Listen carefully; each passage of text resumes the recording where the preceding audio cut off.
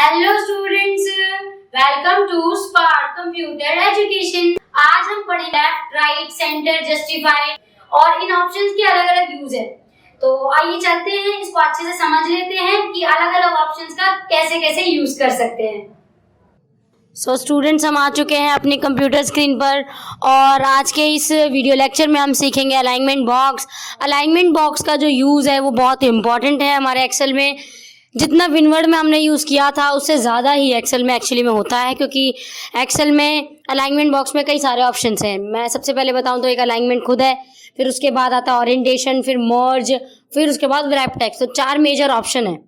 सबसे पहले हम अपने अलाइनमेंट को जान लेते हैं। तो अलाइनमेंट का जो यूज़ होता है वो हमारे किसी टेक्स्ट की पोजीशन को सेट करने के लिए होता है। आपको टेक्स्ट को लेफ्ट करना है, राइट करना है, सेंटर करना है, उसके लिए आप टेक्स्ट का अलाइनमेंट का यूज़ करते हो। अलाइनमेंट हमारे 6 प्रकार के होते हैं। इसके बाद हमारे ओरिएंटेशन आते हैं।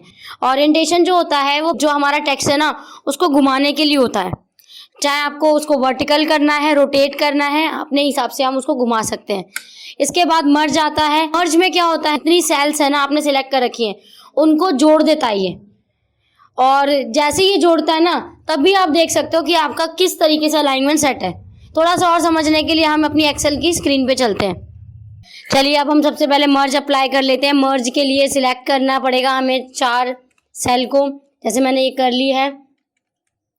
ठीक है, ये हमने सिलेक्ट कर लिया है। मर्ज करने के लिए Alt H M merge and center कर दिया आपने। तो ये हमारी सेल जुड़ चुकी हैं। यहाँ पे जैसे मैंने लिखा स्पार्क, तो ये आपका सेंटर में आएगा, मर्ज होके सेंटर में आ जाएगा, सेंटर में मर्ज हो जाएगा हमारा। इसके बाद आप जैसे सिलेक्ट करके ऑल्ट एच एम प्रेस करोगे, मर्ज अक्रॉस।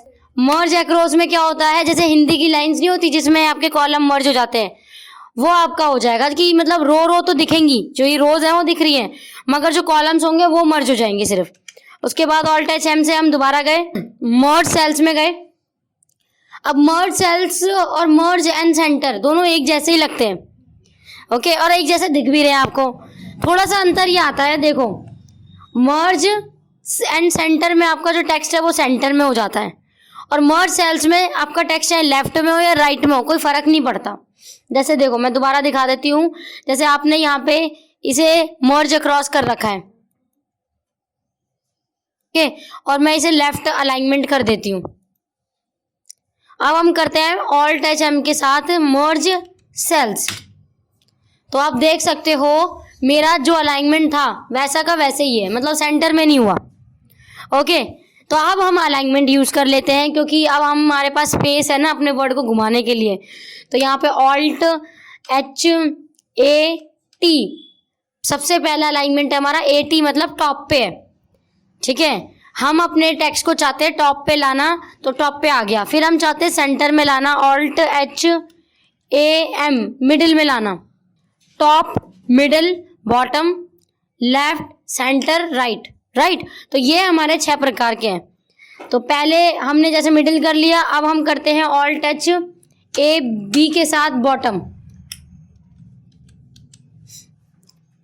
ओके। तो मेरा बॉटम आ गया। अब मुझे सेंटर में करना ऑल्ट एच ए सी, ये हमारा सेंटर में आ गया।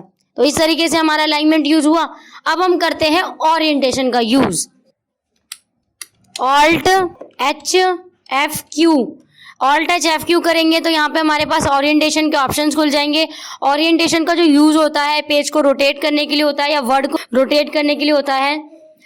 रोटेशन की जरूरत इसलिए पड़ती है कि आप चाहते हो कि कोई वर्ड आपके अलग से अच्छे से दिखे, रोटेट दिखे, तो उनके लिए आप यूज करते हो इसका। सबसे पहले हमारा रोटेशन होता है एंगल काउंटर क्लॉकवाइज। तो आपने जैसे ये करा, एंगल काउंटर क्लॉकवाइज में आपका जैसे क्लॉक नहीं होती काउंटर क्लॉकवाइज में घूमती है, तो वो इस तरीके से आपका घूमेगा।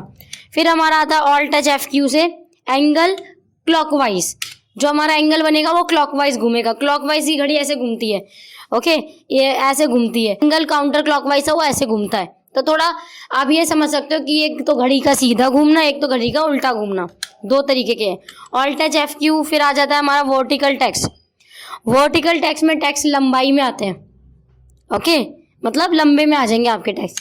Alt H F Q. उसके बाद आता है हमारा रोटेट टेक्स्ट अप।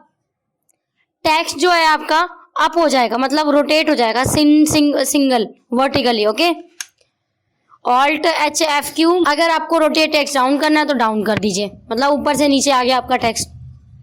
ओके, वापस से पहले जैसे करना, ऑल्ट एच एफ क्यू करो, काउंटर क्लॉकवाइज करो, फिर दोबारा से वही कर दो, तो आपका टेक्स्ट वापस वैसे के वैसा हो जाएगा। देन इसमें आता है व्रैप टेक्स्ट। व्रैप टेक्स्ट सबसे लास्ट है, जैसे आपने कोई टेक्स्ट लिखा है। ओके, तो मैंने क्या किया है, सेल से बाहर निकल जाते हैं ना हम, भाई ये वाली सेल से आउट चले गए, ज़्यादा बड़ा हो गया, तो आप चाहते हो कि मेरा जो टेक्स्ट है वो एक ही सेल में आए, तो उसके लिए Alt H W. Alt H W का मतलब होता है व्रैप टेक्स्ट। तो यहाँ तक के लिए हमारा ये अलाइन बॉक्स है, ये हमारा फिनिश होता है। आई होप पूरा समझ में आ चुका है। यहाँ तक के लिए चैप्टर हमारा यही फिनिश होता है। Thank you for listening.